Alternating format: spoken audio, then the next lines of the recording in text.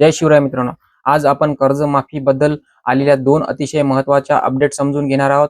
आपण या चॅनलवर पहिल्यांदाच आला असाल तर चॅनलला सबस्क्राईब करा आणि हा व्हिडिओ शेवटपर्यंत नक्की पहा. पहिली अपडेट म्हणजे 22 जुलै 2026 रोजी सरकारने नवीन शासन निर्णय म्हणजे जी.आर जारी केला आहे.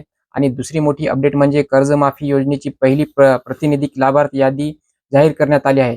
या यादीमध्ये 7 जिल्ह्यातील 532 शेतकऱ्यांची नावे समाविष्ट करण्यात आली आहेत. पण इथे अनेक शेतकरी गोंधळात पडत आहेत. अनेक जण म्हणत आहेत की माझं नाव नाही म्हणजे मला कर्जमाफी मिळणार नाही का? तर काही जण म्हणत आहेत यादी आली म्हणजे उद्याच खात्यात पैसे येणार का? आणि काही जण सोशल मीडियावर संपूर्ण महाराष्ट्राची यादी आली असे मेसेज व्हायरल करत आहेत. शेतकरी मित्रांनो, या तिन्ही गोष्टीचं खरं उत्तर आजच्या व्हिडिओमध्ये मिळणार आहे. म्हणून हा व्हिडिओ शेवटपर्यंत नक्की बघा आणि व्हिडिओला स्किप करू नका.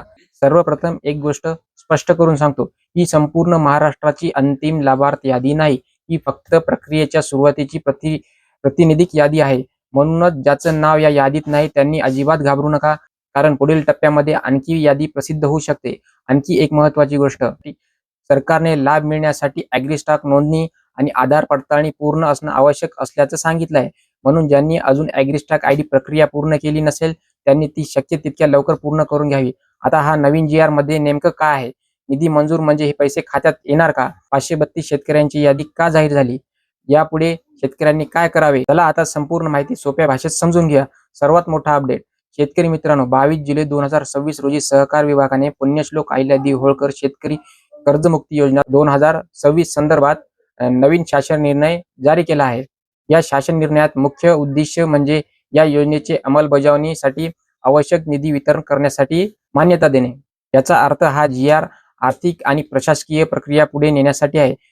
या जी.आर मध्ये नेमकं काय आहे? या शासन निर्णयात सरकारने योजनेसाठी निधी उपलब्ध करून देण्यास मान्यता दिली आहे.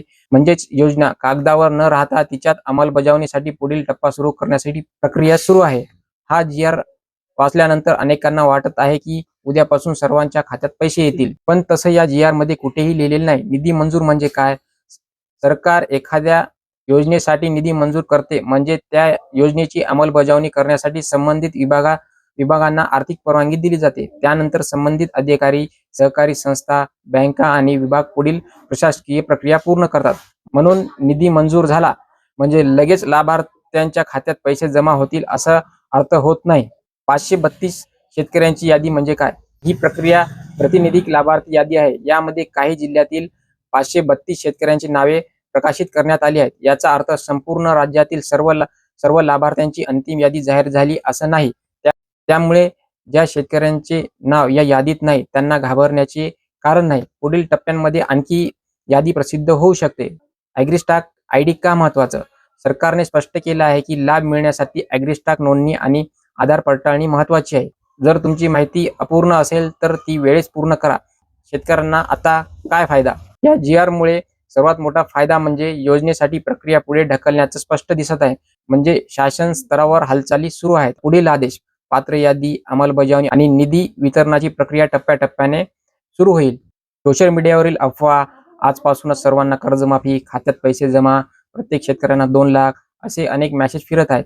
मात्र 22 जुलैच्या जी.आर मध्ये असा कोणताही उल्लेख नाही. म्हणून फक्त अधिकृत माहितीवर महत्त्व द्या. शेतकऱ्यांनी आता काय करावं? आधार आणि बँक खाते तपासा. कर्जमाफीची माहिती बँकेतून तपासा. मोबाईल नंबर सुरू ठेवा. ॲग्रीस्टॉक नोंदणी पूर्ण आहे का ते तपासा. कोणत्याही एजंटला पैसे देऊ नका.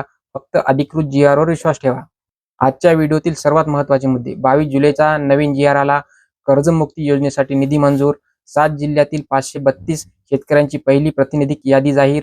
ही अंतिम राज्यव्यापी यादी नाही. ॲग्रीस्टॉक आणि आधार पडताळणी महत्वाची. पुढील अपडेट आल्यानंतर अंतिम प्रक्रिया स्पष्ट होईल. शेतकरी मित्रांनो, तुमचा जिल्हा आणि तालुका कमेंटमध्ये लिहा. तुमचं नाव यादीत आलं आहे का? आणि अशाच अधिकृत जी.आर, कर्जमाफी, पीक विमा, नमो शेतकरी, बाजारभाव आणि हवामानाच्या अचूक अपडेटसाठी कृषी रडार चॅनलला सबस्क्राईब करा. धन्यवाद. जय जवान, जय किसान.